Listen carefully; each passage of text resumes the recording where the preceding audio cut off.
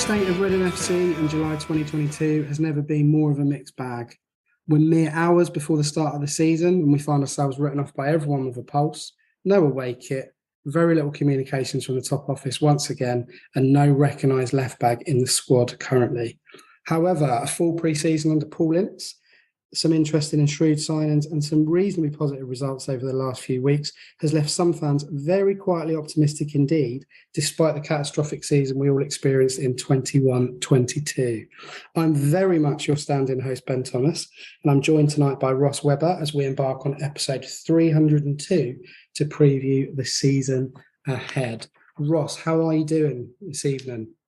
Doing great, thanks, Ben. Just bought my fourth streaming season ticket in a row for my sins, so I'm strapped in and ready for another season of Reading Football Club. And I guess you must be one of the only Reading fans in Maine in America at the moment. Is that right? Yeah, I imagine so. I haven't run into any others. I actually ended up playing football against the guy from Derby last night, so I run into other Brits, but not other Reading fans for sure. Okay, well, it's good to have you on the show anyway. Thank you so much for joining us at 3 o'clock in the afternoon there, is it? Yeah, just after 3 o'clock. Nice afternoon recording session. Brilliant stuff. All right, well, we'll get into the meat and bones of the session in just a moment.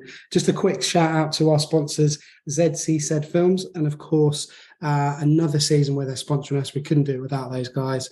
And if you like what we do and you're happy with the podcast and the articles that we write, feel free to drop us a little bit in the tip jar from the Patreon point of view. It's always very, very much appreciated and kind of helps us with the site ticking along. So thank you very much to everyone who does that and supports us a little bit financially. Keep up to date with all things Reading FC. Follow the Tilehurst End on Facebook and Twitter. This podcast is proudly sponsored by ZCZ Films. Remember, if you want to get involved in sponsoring the show, drop us an email to thetilehurstend@gmail.com. All right, Ross. So Reading summer, as I said, has been an interesting one, really. There's been kind of lots going on. We had a big flurry at the start with players leaving. We had the confirmation that Paul Ince was in the hot seat for another season or hopefully for his first full season in Berkshire. And we've had some interesting sort of talking points really to look at.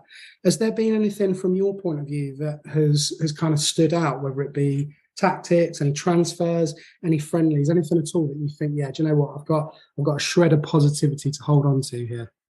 A little bit of everything. I think it's definitely feeling in a more positive state than I did a month ago. I think that at the end of the week in which we lost, Rinomota, Laurent, Swift had gone earlier, that was really the lowest stage in terms of being down in the dumps about our chances next season. But, the last month has been fairly encouraging. Really, everything since Rinomota left has been fairly encouraging. It seems like there's a real recruitment strategy in place. Paul Ince has talked a lot about bringing in players with fight and really continuing that sort of relegation battle, backs to the wall approach that he had in the last season, which I think at times he got a little bit too into, but, helped us out with survival in the end. So can't really complain at all. So I'd say just the general state of recruitment in the last month and having a clear plan for the first time in years has been really exciting to see. And on top of that, players signing longer term deals is not something I expected at all this summer. Not what I expected at all, but to see, obviously Tom Ince is the manager's son, so maybe that's not quite so surprising, but Sam Hutchison signing a longer term deal, Buzan is signing a longer term deal. The rumors around Sarah that he'll be signing a longer term deal. So exciting that players are being convinced that there is actually a plan in Berkshire. So yeah, I think that's the main thing I've been really impressed by in the last month or so. I mean, when we look at I won't go over, specific games, but just overview, the pre-season results we've had, beat Colchester right at the start in that kind of secret squirrel friendly when I think most of them were trialists, lost to Benfica when it kind of all fell apart in the second half, beat local rivals. I say that very tongue in cheek, but with all due respect to Maidenhead, we beat them. Drew with West Ham, which was, was a really, really good game, to be honest. I thought we acquitted ourselves really, really well. Won against Wimbledon. And then obviously, closed that pre-season with a loss to Brighton last week, which on paper looks a lot closer than it actually was in reality, really. But you look at those results as a body, and they're not too bad, really, are they, Ross? I mean, there's some positive shreds there, surely. Not at all. Yeah, I really think it's been, like I said, in the last month, July's been a pretty positive month for the club, especially considering where a lot of people thought we'd be. And those preseason results just kind of go to prove that. I was able to watch the West Ham result. It was great to see, even after we brought on substitutes, I thought Dejan Tetek had a great performance in his little piece of time there. So just nice to see players who maybe didn't get as much chance through injury last season, getting a chance in the preseason and showing that they can do something. It's really exciting. And speaking of coming back from injury, the thing that I've been really happy with is that Mate is back on the score sheet. We know he can do it at the championship level. He's scored, I think it was upwards of 10 goals, 3 seasons in a row, maybe, or 2 seasons. I might be getting that mixed up, but that's right. Yeah, no, you're spot on there. There you go. So yeah, great to have him back on the score sheet, because I don't think Paul Ince quite knew what to do with Mate last season when he came back. And obviously, the injury that he had, it was amazing that he even got back in the season. And then they were being careful with him not to re-injure it. So I don't think Paul Ince was super convinced by Mate last season, but after the preseason that he's had, it's going to be tough to leave him out of the first 11 on Saturday, I think. I mean, the interesting thing that I saw in the week was a tweet that said that the Championship isn't ready for a fully fit Yaku Mate, and I think that's absolutely spot on, because we've had this issue, not just last season, but maybe even kind of the season before, where we lost key players at really key times of the season under Paunovic in his first season, and we kind of missed out on the playoffs. But last season the injuries were beyond a joke, really. Do you think, looking at the kind of take out Lucas João with his injury against Brighton on Saturday, we seem to have quite a clean bill of health. Do you think that's going to make a difference in terms of the confidence of the players and conversely the fans moving into this season, Ross? Yeah, I do, because I think it'll just be nice to be able to name the same 11 for several games in a row. I know that, squad rotation and chopping and changing things is more in vogue than it has been in the past. But I do think that giving the squad a chance to gel in a solid 11 is only going to be good for their chances moving forward. It seems like the defense is going to be pretty set. It seems like that back three will be McIntyre, Holmes, and Hutchinson to start off with, at least. So if we can keep them fit, that's going to be something to build on. And moving forward, the João injury is unfortunate, especially with Shane Long still not match fit, according to Paul Ince. So the only area I'm worried a little bit at the moment is the forward position. But yeah, I think that if we can have a little bit of a better season from an injury standpoint than the previous 2 seasons, there's no reason we can't stay up with the goals that we have in the team. I mean, we'll get on to predictions or your predictions for the Blackpool game in kind of later on in the show. But for me, one of the positives of this pre-season is that it's been a full pre-season, and I think having Paul Ince, whether he's the right man, the wrong man, the middle man, whatever for the job, having him kind of committed to the club early on has really helped drive recruitment. Obviously, last week we talked about the influence of Mark Bowen, who I'm a personally very, very big fan of. Carey's come in as well, and will obviously help in that respect. But when I listen to Paul Ince and I look at the quotes, and I'm going to read you some quotes from Andy Preston's article later on. But he's in a bullish mood, Ross, isn't he? And I think the thing with him is that he just, whether or not he wants to prove people wrong, because he's been written off by absolutely everybody outside of Berkshire and even some in Berkshire, to be honest. But he really does look like he wants to give it the beans this year. And I have to say I was very dubious, like a lot of people, when he came in. But he's won me over, and I really do feel that. Obviously I support the club and want them to do well, but I'm finding myself sort of really getting behind Paul Ince now in terms of this wave of negativity that's coming towards us. How are you feeling about, Ince and, the way that he's coming across in the media and the way that he's kind of talking about the club, particularly in public? I was right there with you when Ince came through. I wasn't super thrilled with that appointment, and even at the end of last season, even after we survived, I was still a little bit unconvinced, for sure. And I remember tapping our editor for a few weeks to write something suggesting that yes, Ince has kept us up, but it might be time to let him go after that. I've dropped that opinion at this point because I think you're right on. He's saying all the right things, and I'd like to see that backed up with some, something interesting from a tactical perspective, thinking outside of the box. Maybe last season, I didn't love that he essentially came in and continued to play the same sort of Paunovic team, but clearly the way in which he was pumping up the team, it worked. And that's kind of the rhetoric that I've been enjoying that he's continued. Like I said, it's great that he wants to bring in players with fight. We're going to need that again this season. Unfortunately, the reality is that we are now probably a bottom 10, maybe even bottom 6 club in this league, at least for the next season. I think some of our signings have been more impressive than what others in that sort of bracket can achieve, just because the draw of our club is still one of a championship club for a long time now. But yeah, I mean, he seems to have the right attitude, and I wouldn't be upset at all if he was able to prove a lot of people wrong. Because I remember when he came through at Blackburn, it was considered, a big deal that Ince had managed to secure that job. And then he really went off the boil for a while. So him coming back into the fold, proving a few people wrong and doing it for the mighty Ding at the same time, can't complain about that idea. Yeah, well, let's hope for Reading Football Club that this turns out to be sort of a success certainly this season and see where we go. But from my point of view, I'd like to keep the dugout pretty stable this season if we can get there. Really, talking of things that might be up in the air and question marks and potentially worrying about Reading Football Club. I know if we were doing this sort of the middle of last year, we could have done sort of 3-4 hours on this really. But as I said in the start, there's a few more kind of positive vibes coming out of the club.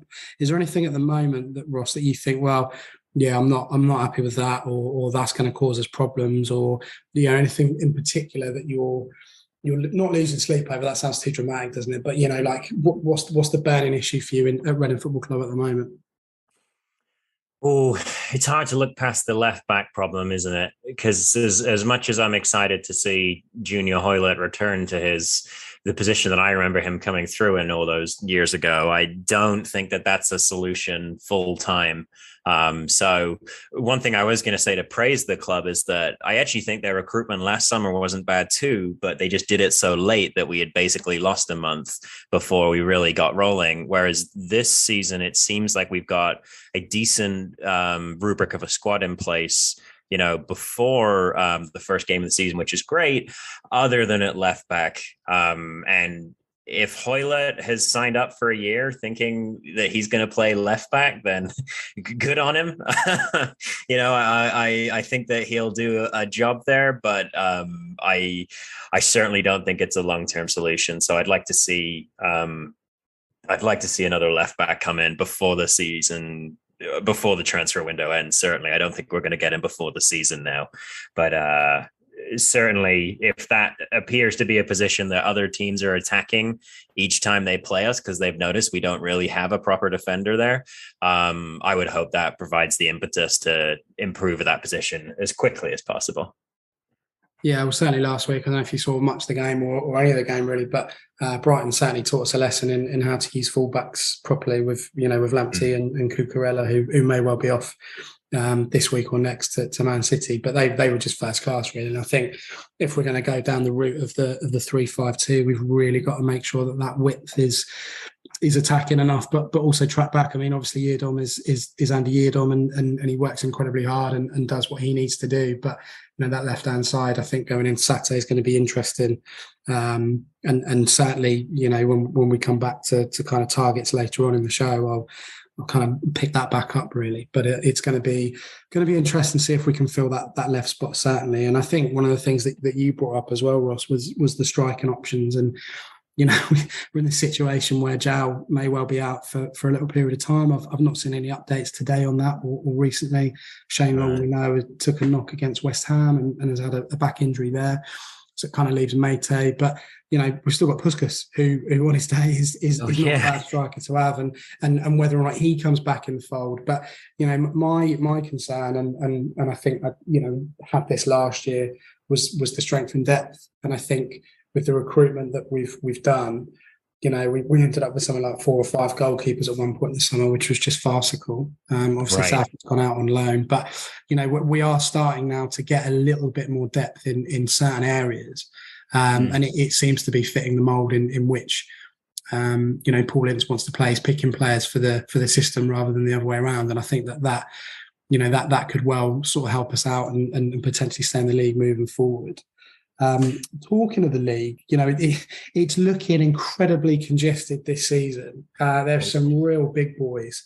And I'm going to read you a quote from 442's season preview, which is available in all good shops. I'm not advertising their literature, but it's a good read, this one. And our highly esteemed editor has contributed from Reading's point of view to the little section there in the magazine. But it says, Fulham, Bournemouth, Watford and Norwich have taken half of the last 12 promotion spots between them, it's just a crazy stat. I didn't know that was the case. Yeah. When you see it written down like that, Fulham, Bournemouth, Watford and Norwich, obviously we don't have to worry about Fulham and Bournemouth, but we've got Watford and Norwich back again, Ross. So who for you, looking down the list of that, the championship table this season, who's looking good to you in terms of potential promotion or playoff spots? Yeah, not to be boring and immediately agree with that quote there, but it is really tough to look past Norwich. Maybe I don't know enough about what's gone on with their summer, but they've gone up, they've come back down, they've done it again. It's really hard to predict that they're not going to do the exact same thing until they show us that they're not capable of that. It looks like they've kept enough of their squad together. A lot of the players that they signed at the during last summer for the Premier League, they weren't good enough for the Premier League, but I would expect that they will have an easier time of it in the Championship. So they already got a lot of squad recruitment done almost for this season a year ago, and it's just really hard to compete with teams like that can name a second 11 that's almost as good as Reading's, really. So tough to look past Norwich for me for winning the league this year. I see people are really high on Middlesbrough, which I'm not so convinced on. That strikes me as a situation similar to after Stoke brought in Michael O'Neill. Everyone thought they were going to have a fantastic season once he had a chance to do a full run at it, and really that kind of petered out. So I'm not super convinced by Middlesbrough. Chris Wilder's clearly had success before with Sheffield United, but he's also had one of those strange periods you get sometimes in the Premier League after getting promoted, where everything just starts going wrong for you and you can't buy a win. So it's difficult to know with Wilder whether he's really got the stuff or whether he's kind of a one-trick pony there with Sheffield United before. So I'm not as high on Middlesbrough as I've seen others. I like the look of Sheffield United. I would say that they're probably going to be pretty high up there, and loath as I am to admit it, it looks like West Brom have improved. We can attest as Reading fans that they've certainly improved in midfield. So I could see them. I could see them doing well early on. But the one thing I'll note actually about this that's super interesting, the World Cup break in the middle of the year makes this season even more difficult to predict, I think, than any normal, incredibly hard to predict championship season. We saw during Project Restart, some teams came back from that and really struggled to pick it up again. And that break in the middle of their season, really caused momentum shifts. So I think we're going to see some huge momentum shifts and form changes after the World Cup break. And I wouldn't be surprised if some teams, blitz it between now and November, but then completely fall away after Christmas. Yeah, do you know what? I'm totally with you on Middlesbrough. Just going back to that point. I mean, in the notes, and believe it or not, I do make notes for the show sometimes. I've written Middlesbrough question mark. I just I don't see it. I mean, I'll probably be wrong, but I don't see the hysteria is more around Chris Wilder as a manager rather than the football side for me. West Brom. It's going to be interesting to see if Steve Bruce can gel those together. They've obviously signed Jed Wallace, our very own John Swift. Two of the most, I think, like two of the most prolific chance creators in the Championship last season. So they're going to be interesting. For me, and I'm literally sick as I'm saying this, but Burnley are going to be really, really ones to watch because having Vincent Kompany come in from the style that they had with Sean Dyche, and having Kompany come in is going to be fascinating in a really sort of perverse way. So they're definitely a team I'm going to keep an eye on. And I think Sunderland as well. They're buzzing up there. Yeah. They're back in the Championship for the first time in a long time. Taking a long road round to get back. Highly rated manager in Alex Neil there. So it's going to be interesting to see how those two teams, cope with the demands of the Championship. It's very, very congested at top and bottom. And talking of the bottom, I know your answer is going to be, I don't care as long as it's not Reading. But who are you looking? We're pretty much setting our ways at TTE Towers. We know that we're a bottom six side at the moment. We're realistic about that as most fans are. But who are you expecting to be sort of in the mix around the relegation zone this season, Ross? All right, so this is going to be fun because you've got Burnley there as one of your teams that you think is going to do pretty well. I've got Burnley as my potential surprise relegation candidate. And I'll tell you my reasoning there behind there. So I know Burnley have been having some issues financially with their ownership and things like that. We know how this is kind of an unexpected team to show up there. The usual ones we'll get onto, but Burnley are my dark horse to go down, as it were. They're having financial issues. We know that can be very distracting. We've seen that in our own club in the last few years. Kompany, certainly a known quantity in terms of a player and a celebrity in the United Kingdom. Great player for Manchester City and definitely a leader. Those Anderlecht teams that he coached didn't do that well. And Anderlecht are a huge team in Belgium. So maybe I don't know enough about what resources he had available to him. Maybe I'm, looking back starry-eyed on a time when Anderlecht were, a team that would regularly qualify for the Champions League. But his previous record and the issues going on at Burnley actually make me worry that they might be a team that a lot of people that have a really slow start, I would say, like Sheffield United last season really took a long time to get going and then ended up in the playoffs. So I wouldn't be surprised if come the World Cup break, Burnley are in the same sort of area as us. And then beyond that, I would say Birmingham look like Birmingham look like they're in the mess that the national papers seem to think that Reading are in. That really seems like a team that should be finishing below us, just given what has been going on there. And they haven't exactly been super stable as a Championship club anyway in the last few years, kind of having a similar record to us. So the shock to the system there, that could really be a problem for them. Outside of that, I think Rotherham are not likely to have enough. This level is just getting better and better every year. I don't necessarily think Reading's squad has gone that far backwards in the last 5 years, but the quality of the opposition has just gone up and up and up, and I don't see Rotherham having enough to compete. And then I think it's one of Blackpool, Wigan, and maybe Hull, and not us. That's the most important thing. Yeah, do you know what? I'm going to stick my neck out and say I think the field for the relegation spots is going to be kind of wider than maybe the promotion spots. I think it's very, very difficult to call. Obviously we've been absolutely hammered by all the pundits and experts and armchair warriors and everything else. We're in the bottom three and we're getting relegated. Some people have put us at 24th. So we've got lucky and got 22nd from some people. But nice. I think exactly. I know. I think the field for relegation is huge. I tend to agree with you on most points. I can't put Rotherham in there because I just respect Paul Warren too much. I think he's done a fantastic job. I know he's had sort of, quite a few relegations on his CV, but as a manager, he's built a team there that really fight for everything. I think Bristol City will struggle personally. Wigan, obviously Blackpool we mentioned. Birmingham, I think, will be down there. Blackburn are going to be an interesting one as well. You mentioned Burnley of dark horses for relegation, which is a new phrase to me. Yeah. But I think Blackburn are going to be, an interesting side to watch, potentially slip down the table there. So Hull, we haven't mentioned Hull really. They could be there or thereabouts. Yeah.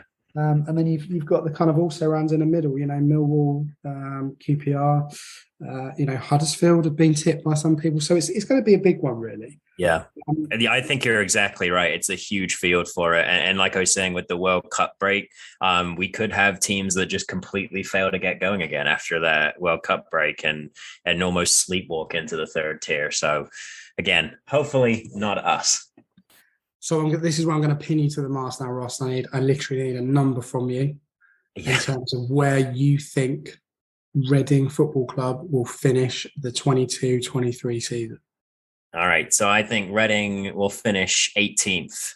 And I think that we'll likely be less than 10 points clear of the drop. But I think that we're going to start a lot hotter than a lot of people think. I think that we're going to catch some teams out. There's a lot of turnover in terms of squads, managers, things like that. Cardiff have they're basically changed their entire squad. Blackpool, who were looking really good last season, new manager that they're not crazy happy about. So yeah, I think that we should be pretty far clear by February or March or so. And then I can see us sort of, getting on the beach around late February, March time and sort of slipping back down to a lower finish. So I'm going to say 18th. I think that's the dream, isn't it? The stock answer is anything above 22nd. But I think we did a round table, so we had a couple of questions to answer from some of the regular contributors. And if it's not out when you listen to this already, it will be out very, very soon. But we kind of sat down and did a couple of predictions in article form. And I think I went for 19th, which I'll stick with. If we finish 19th, I'll be very happy. I'd take that. Ultimately, we just need to stay in the league. So that's what we're going for. So we both said we're going to stay in the league, which is fairly confident that won't happen now. But we'll see. Yeah. July the 27th, 28th, something like that. So we're sticking our colours to the mast very, very, very early on in the pre-season. Really, we're going to take a very, very short break so we can hear from our sponsors, and then we'll be back with you after that to talk about the Blackpool game. Be loud and be proud and back the boys and make some noise. Come on, you Oz! Shout out to this week's podcast sponsor, ZCZ Films, showing that age is no barrier to being a hula hoop. Right, Ross, all eyes on Saturday, okay? You're Paul Ince, all right? And you are looking to create your squad and pick your squad for the Blackpool game. What are you going with your starting 11? All right. Well, I'm going to start with Lumley and net.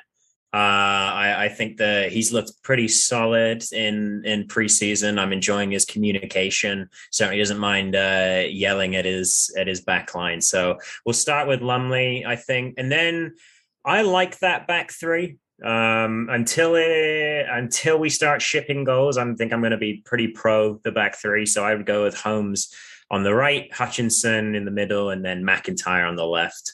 I'd like to see some more of those sort of funky center back runs that McIntyre has been up to. And then it's kind of a 3-4-3, Yiadom as that right-sided sort of wing-back player. And then in midfield, it's a little bit tricky. I definitely want Hendrick in there. I think he's been arguably our best performer in preseason. Looked really nice from what I've seen. In the middle there, it's a toss-up for me, though, next to Hendrick. I could see any of Fornah, Tetek, or Ajaria getting that one, and I would be perfectly happy with any of them. But I'll say Ajaria because he's the senior player, and I'd really like to start seeing him play more centrally this season. I got on my got on my soapbox about that a little bit towards the end of last year. So that's my dream for this season. And then Hoylett on the left, seeing as we don't have a left wing back. And then with a front three, I just don't see how you can drop Mate at all. I think he's scoring. I don't want to mess with that. If Zhao's fit, obviously he has to play. And then Paul Ince is not going to drop Tom Ince. So I would say it's going to be Ince up there with Mate and Zhao. Perhaps on the left side, if we don't have Zhao, I'd like to see Aziz in there. I think that's he was exciting last season when he could stay on the pitch. So hopefully we'll see it a little bit more this season. I think that Int Junior, as I call him, he's done all right pre-season. He's looked a lot more lively in that kind of that front three or traditional front three, should we say, than maybe he did towards the end of last season. Of course, he got injured in a horror tackle against Hull, absolutely horrific. But he was in a team that was lacking confidence, and this team that we've got now is interesting. Obviously, they haven't been tested competitively, but there is some confidence in that team. I suppose that the key question marks really, and as we record this, Naby Sarr has not signed, but he has signed, if that makes sense. There's been photos of him circulating and all the rest of it, but we've just not had the official confirmation. Shock horror from the Red NFC account. So I suppose the question mark really is if he slots into to that 3-man defence, potentially pushing McIntyre into left wing back, which again would be really quite bizarre that we're talking about Tom McIntyre in 2022 playing a left wing back position. Of course, dropping my sweet Canadian prince, which would be awful for me personally, but as we said, or you said at the start, Ross, Hoylett isn't a left wing back. No, it's not. And really the key question mark is whether Zhao's going to be available. We kind of hope that he's going to be able to play some part early on, but I think the key question marks really, I think the midfield picks itself. I think I'd be spot on with that. Jury's still out on Forner, played quite well against West Ham, but was not so great, particularly against Brighton from what I could see. So, the midfield kind of picks itself based on the new midfield really for us. And then, Zhao and Sarr potentially coming in as well. So they're the key question marks, really. I hate doing this, Ross, and I hate, I don't like it when I get asked as a guest on the show, but score predictions, what are you saying for Saturday? Oh, I'm going to go with a 2-1 win. I think we're going to get them this time. They've got the managerial turnover, so it's going to take them a little bit of time to work out their new system. From what I read, they'll be looking to go forward a bit more than they were last season. So I think that's going to play into our hands. We've got a strong enough defense there to weather a storm, and then I think we've got a lot of fast attackers there down the wings that can really, get up the pitch quickly and cause problems on the counter attack. So I wouldn't be surprised if we concede fairly early on. I think there's going to be some nerves, obviously, but I'd like to really see us. I think I'd like to see us win this one. I see Blackpool around us towards the end of the season too. So for me, there's no reason we can't go to Blackpool and get a win. I suppose the final piece prediction. I said I would read it sort of quickly, but these were quotes taken from Andy Preston, who obviously sat down with Paul Ince today during the media session, and Paul Ince said, to do with targets, this is. It's been frustrating at times because we've missed out on a lot of good players, but we've got a core from last season we've added to that. And then he goes on to add, we're on a tight budget. He says tight twice, which is concerning, but we all know that anyway. And we have to think about priorities. We lost our whole midfield, and we've also looked to strengthen at the back, and we're still looking for a left back. Do you think, Ross, that by the time Cardiff roll round into town on the 6th of August, so next Saturday, we will have a traditional recognised senior left back in the squad? Yes or no? I'm going to say no. If Naby Sarr can take a photo in a Reading shirt on a Monday and still not be announced by Thursday, I think if we haven't got the left back, pretty much nailed on and training with the club already, this could be one that drags a little later into August. So it might be a situation like last season where we have to maybe dip into the academy, maybe dip into some unusual sources to fill that left back role just for a few more weeks. But hopefully sorted before the end of August. Ross, I absolutely hate your answer, but I love your logic. So it's 50-50 from me on that. That's a really good point. He was there in a shirt, wasn't he, Monday, and it's still not being announced, or Tuesday, whatever it was. Early part of the week, anyway. That kind of draws to close our kind of semi sort of pre-season or before season prediction show. Ross, thank you so much for joining me at sort of 3 o'clock your time. It's now approaching 4 o'clock your time. So I really appreciate you taking time out of your day to come on the show. Yeah, thanks very much, Ben. Had a great time. Always love talking Reading FC. And all that remains to be said for me is to wish everybody well, particularly the players and the management and everybody else in our 151st season. I think it's, as we said before, it's time to get behind Paul Ince and the players and put to bed the horrors of last season, pulling together as a fan base and seeing where we can go. Shoulders back, give it some beans, boys, and up the ding.